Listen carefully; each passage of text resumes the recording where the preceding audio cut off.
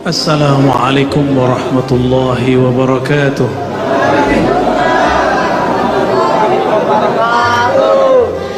Alhamdulillahilladzi ja'alana min ummati sayyidina Muhammad sallallahu alaihi wasallam. Walhamdulillah thumma alhamdulillahilladzi abrazana fi akhir zaman min ummati sayyidina Muhammad sallallahu alaihi wasallam.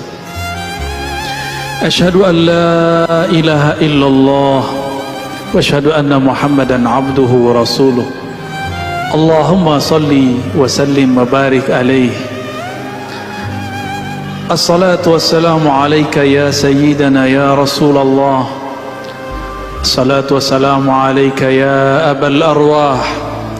Assalatu wassalamu alayka ya sayyidal awwalin ya sayyidal akhirin ya sayyidal anbiya'i wal mursalin. Salamullah alaikum warahmatuhu wabarakatuh. Jamaah, para pecinta Allah, perindu Rasulullah sallallahu alaihi wasallam.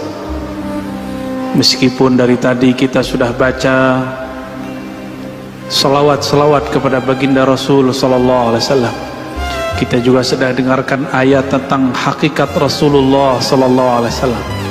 Mari kita kirimkan mahar kerinduan surat Al-Fatihah, kita kirimkan kepada baginda Nabi Muhammad sallallahu alaihi wasallam, pada guru-guru kita, masyayikh kita, imam yang mengarang kitab ini, Al-Habib Al-Alamah Ad-Daya Umar bin Muhammad bin Salim bin Hafiz. Begitu juga pengarang-pengarang kitab yang lain, Diaul Lami, Daiba, Al-Barzanji, kepada yang pertama kali menghidupkan Maulid Nabi, As-Sultan Al-Muzaffar Abu Sa'id Al-Kawkabari, kepada iparnya Salahuddin Al-Ayubi. Merekalah yang menghidupkan majlis ini. Untuk mereka kita kirimkan mahar kerinduan, tanda terima kasih. Al-Fatihah. أعوذ بالله من الشيطان الرجيم. بسم الله مالك يوم الدين إياك نعبد وإياك نستعين صراط الذين أنعمت عليهم غير المغضوب عليهم ولا الضالين. Semoga berkah bacaan Al-Fatihah, surat pembuka, Allah buka hati pikiran kita, Allah buka ruh kita yang selama ini terpenjara oleh nafsiyah, kedirian, keegoan kita. Amin ya rabbal alamin. Bagaimana cara menumbuhkan rindu? Kenalilah yang dirindui, cintailah ia, dengarkan kisah-kisahnya. Maka malam ini saya akan kisah sebagian dari kisah beliau. Tatkala Abdullah pulang ke rumahnya, Abdullah dinikahkan dengan Aminah bintu Wahab. Abdullah menyebutkan dirinya, ana zabihani. Maka Nabi Muhammad mengatakan, ana ibnu zabihain, aku adalah putra dari dua orang yang pernah akan disembelih. Pertama Abdullah, dan yang lebih awal lagi adalah Sayyidina Ismail alaihissalam. Dulu Sayyidina Abdullah pernah mau dibunuh, bukan dibunuh, dinazarkan, jika dia lahir maka Abdul Muttalib akan menyembelihnya. Diundi, undian ke-10 baru namanya hilang. 1 kali undian 10 kali domba, maka 10 kali undian 100 domba. Abdullah mengatakan, ana ibnu mi'ati ghanamin, aku seharga 100 domba. Mahal ya. Sayyidina Abdullah dinikahkan dengan Aminah itu karena Abdul Muttalib bermimpi ada pohon tumbuh dari dalam rumahnya. Pohon itu hanya menutupi sebagian, tapi kurang menaungi bagian yang lain. Esok hari datanglah ia kepada ahli takbir mimpi. Apa kata dia? Wahai Tuan, takbirlah mimpiku. Maka sang pentakbir mimpi mengatakan, pohonmu artinya adalah dari nasabmu akan tumbuh, akan muncul seorang pemimpin di tanah Arab. Tapi kepemimpinannya tidak sempurna kecuali dia dikawinkan dengan pohon satu lagi. Maka kawinkanlah dia dengan keturunan Wahab. Pulang dicarilah oleh Abdul Muthalib, apakah Wahab punya anak seorang putri? Ternyata beruntunglah putrinya adalah seorang yang sangat amanah, maka digelari, dinamai dengan Aminah. Abdullah hamba Allah menikah dengan Aminah, perempuan yang menjaga rahasia-rahasia. Menikahlah Abdullah, di dalam dirinya ada nur yang dulu ada dititipkan Allah kepada Nabi Adam, turun ke Nabi Syis, turun ke Nabi Idris, turun ke Nabi Nuh, turun ke Nabi Ibrahim, turun ke Nabi Ismail, turun kepada Bani Kinan, Bani Quraisy, terus Adnan, terus sampai kepada baginda Rasul. Dari Abdullah turunlah nur itu kepada Aminah. Aminah kemudian dipanggillah Abdullah. Ia mengatakan, wahai istriku tercinta, aku mohon izin untuk berdagang seperti sedia kala. Berangkatlah Abdullah, pergilah ia ke tanah Syam. Tapi sebelum pulang, sebelum sampai di rumah, umur tidak panjang, betapa malang Aminah, masih muda sudah menjadi janda. Bagaimana nasib perut yang sudah ada isinya? Di situ ada jabang bari yang nanti lahir tanpa ayah, yatim sebelum dia lahir. Namun Allah tidak pernah tidur, tidak pernah lupa. Yang dititipkan Allah ke dalam perut Sayyidah Aminah adalah kekasihnya. Maka Allah Subhanahu wa ta'ala hampir setiap malam, setiap hari mengirimkan kabar gembira, mengirimkan makanan-makanan surgawi kepada Sayyidah Aminah. Hamillah Sayyidah Aminah. Pada minggu-minggu pertama ia hamil, datanglah Sayyidina Jibril menyeru dari langit, ya Aminah, yang engkau kandung adalah Sayyidul Alamin, yang engkau kandung adalah penghulu alam semesta. Meskipun engkau menjadi janda, tapi Allah Subhanahu wa ta'ala akan menjagamu, karena yang di dalammu adalah kekasihnya. Esok hari datang lagi Mikail, esok besoknya lagi datang lagi Adam. Datanglah nabi-nabi, nabi-nabi yang utama sampai nabi-nabi yang tidak disebutkan namanya. Mereka semua mengatakan, wahai Aminah, janganlah bersedih, yang engkau kandung adalah kekasih pemilik alam semesta. Maka Aminah tidak pernah merasa kesepian, meskipun suaminya tidak pernah pulang kecuali hanya namanya. Bayangkan jika ada di antara saudari-saudariku baru menikah, baru hamil, suaminya wafat. Malangnya nasib. Tapi Allah tidak pernah tidur. Allah hiburlah ibunda Rasulullah sallallahu alaihi wasallam.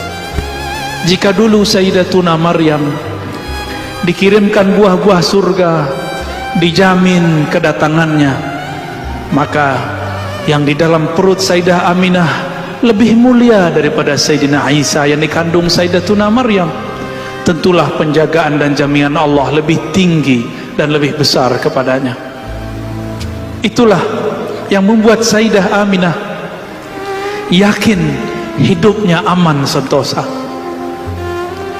Sejak saat itulah Aminah percaya di dalam perutnya ada seseorang yang dia akan menjadi nabi akhir zaman. Dialah makhluk pertama yang percaya di antara manusia bahwa yang akan dia lahirkan adalah seorang nabi. Belum lahir Nabi Muhammad, Aminah sudah beriman. Tidak seperti yang dikatakan oleh orang-orang yang buruk adab kepada baginda Rasul sallallahu alaihi wasallam, yang mengatakan orang tua Nabi disiksa dalam neraka. Bagaimana adab dia kepada Rasulullah? Bagaimana dia nanti kalau ketemu Rasulullah, dia menyakiti Rasulullah dan mengatakan, "Hei Rasul, orang tua mau masuk neraka." Rasulullah tidak akan menyapa orang ini. Maka adalah seorang ulama murid Imam Ghazali bernama Ibn al-Arabi al-Maliki al-Ma'afiri. Apa kata beliau? Siapa Muhammad kecil. Apa kata dia? Hada Sayyidul Alamin. Ini adalah penghulu alam semesta. Abu Talib pun bertanya, wahai Bukhairah, apa-apaan engkau? Apa buktinya? Kenapa engkau mengatakan ponakanku ini, anakku ini adalah penghulu alam semesta? Apa kata Bukhairah? Di dalam kitab suci kami ditulis, Nabi akhir zaman tiadalah melewati suatu pohon kecuali pohon runduk kepadanya, melewati suatu gunung, bebatuan pun mengucapkan salam kepadanya.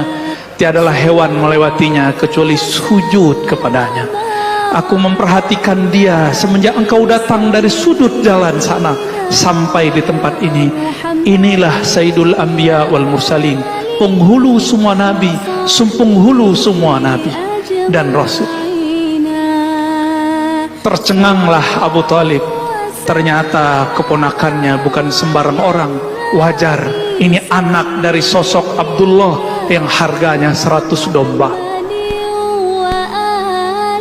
Akhirnya Bukhairah mensabdakan kalamnya. Apa katanya? Wahai Abu Talib, tolong dengarkan kata-kataku.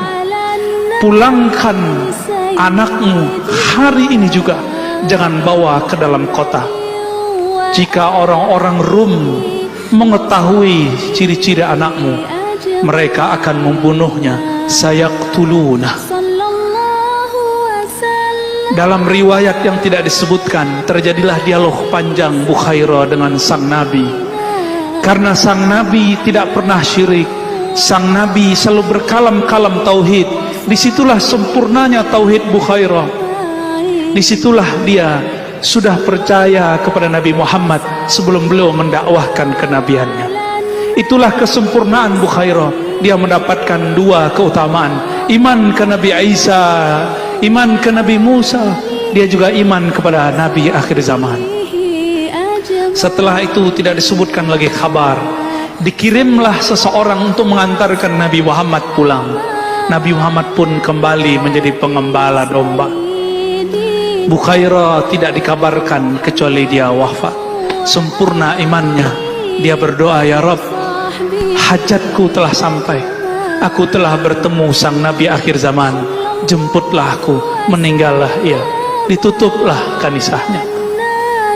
Sallallahu alaihi wasallam.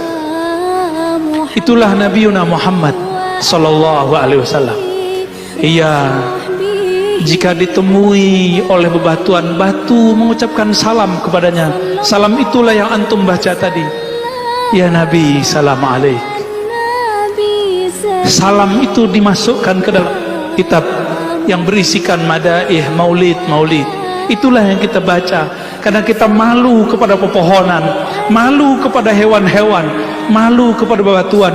Batu yang keras kenal Rasulullah. Betapa keras kolbu ini. Orang mahalul qiyam disebut assalamu alaika, ya Nabi salam alaika. Tapi hati ini tidak berketu juga tersentuh, tidak juga merinding, tidak juga bergetar. Betapa bohongnya kita. Disebut namanya tidak bersolawat, disebut kisahnya tidak merinding, disebut sifat-sifatnya tidak merindu. Bagaimana kita mengikuti syair kullul qulub, semua kalbu kepada habibnya, ilal habibi, kepada kekasihnya pasti condong. Jika disebut nama kekasih, pasti air matanya mengalir. Inilah yang ditahan-tahan para perindu. Inilah yang ditahan-tahan para pecinta. Jika kolbunya kuat, dia bisa menahan tangisnya kepada baginda Nabi Muhammad sallallahu alaihi wasallam. Pendek cerita, Nabi Muhammad pun kemudian melakoni menjadi manusia biasa. Abu Talib pun menjaga secret rahasia itu, sehingga banyak yang tidak tahu bahwa Abu Talib termasuk orang nomor 2 yang percaya kepada Nabi Muhammad sallallahu alaihi wasallam. Mungkin nomor 3 setelah Bukhairah. Tapi kadang-kadang kita menggunakan beberapa riwayat yang lain bahwa Abu Talib dikatakan tidak beriman. Saya meyakini Abu Talib adalah orang nomor 3 atau nomor 2 yang beriman setelah Sayyidah Aminah Bukhairah lalu Abu Talib. Apakah kurang perjuangan Abu Talib ketika orang-orang Quraisy yang kafir ingin membunuh Nabi Muhammad? Beliaulah yang menjaga. Apa perjuangan antum kepada Rasulullah sehingga berani mengatakan Abu Talib kafir? Adakah yang menjaga Rasulullah SAW seperti Abu Talib? Adakah yang berkorban hidup matinya untuk Rasulullah seperti Abu Talib? Maka beradablah kepada Rasulullah. Hentikan kata-kata Abu Talib finnar, kata-kata Abdullah finnar, kata-kata Aminah finnar. Itu kata-kata yang membuat Nabimu sedih, kata-kata yang membuat Nabi Muhammad tidak suka. Satu kali Zainab binti Abi Lahab datang kepada Rasulullah menangis. Wahai pamanku Rasulullah, aku dicaci maki oleh orang-orang yang merupakan sahabatmu. Apa kata mereka? Ya binta ahlin nar, wahai anak penduduk ahli neraka Abu Lahab. Aku sedih wahai Rasulullah. Maka orang yang memanggil Zainab dengan panggilan ejekan ini disidang oleh Rasulullah. Lalu Rasulullah mengatakan, la tuhzil ahya bil amwat. Jangan kamu sakiti orang yang hidup karena perilaku orang yang mati. Betapa menyakitkan ketika ada orang mengatakan hari ini kedua orang tua Nabi masuk neraka. Nauzubillah summa nauzubillah. Wajar jika Ibnu Arabi mengatakan mal'un, terlaknat. Kalau terlaknat berarti 11-12 dengan syaitanir rajim. Nauzubillah min. Wajar dia kurang ajar kepada guru-guru kita, kurang ajar kepada zuriat Nabi, kurang ajar kepada ulama-ulama kita, kepada orang tua Nabi pun dia kurang ajar. Maka mari selamatkan masjid-masjid kita dari mereka, selamatkan anak-anak kita daripada ajaran-ajaran mereka. Jangan sampai anak-anak kita, saudara kita kesusupan kegelapan kufriyahnya iblis. Nauzubillah min dzalik. Bapak saudara makan Allah, itulah beberapa kisah yang dapat saya bagikan tentang baginda Nabi Muhammad sallallahu alaihi wasallam. Jika diteruskan bisa saya yang tidak kuat, bisa antum yang menjerit. Semoga cinta ini sampai kepada baginda Nabi Muhammad sallallahu alaihi wasallam. Ya Sayyidana ya Rasulullah, wahai baginda Rasulullah, kami malam ini berkumpul di masjid yang nama masjidnya pun diambil dari gelarmu, Masjid Nabawi. Izinkan kami meneguk air hautmu, air telagamu nanti, wahai Rasulullah. Wahai Rasulullah, terimalah salam dari kami, terimalah rindu dari kami, terimalah cinta dari kami. Ya Allah, kalbu ini lebih keras dari batu, kalbu ini lebih susah diatur daripada binatang, kalbu ini lebih gelap daripada semua kegelapan. Namun berkat cinta kami kepada Nabi Muhammad ya Allah, maka beri cahaya di kalbu kami ya Allah. Lembutkan hati kami yang keras ya Allah. Ya Allah, kalbu kami sangat keras ya Allah. Disebut namanya kami tidak tersentuh ya Allah. Disebut namanya kami tidak rindu ya Allah. Disebut kisah-kisahnya kami pun tidak bisa membayangkan hidup bersamanya ya Allah. Maafkan kami ya Allah. Ya Afu ya Karim ya Ghafar ya Ghafur, bihaqqi Sayyidina Muhammad, dengan kebesaran Nabi-Mu ya Allah. Jadikan kami yang hadir malam ini, yang menyaksikan maulid Nabi-Mu Muhammad sallallahu alaihi wasallam, orang yang Kau ringankan beban hidupnya, yang Kau ringankan dosa-dosanya, yang Kau ringankan azab-azabnya, yang Kau tutup semua kegelapan kami dengan cahaya-Mu. Berapa banyak pun dosa kami ya Allah, namun jika rahmaniyah-Mu, kasih sayang-Mu melimpahi kami, semuanya akan melimpahi, semuanya akan menutupi kami ya Rabb. Allah masturna bisitrikal jamil. Ya Allah yang maha indah, kami ini tidak indah ya Allah. Amal kami sangat buruk ya Allah, batin kami sangat busuk ya Allah. Namun dengan keindahan keharuman-Mu ya Allah, maka harumkan kalbu kami dengan nama Nabi-Mu ya Allah.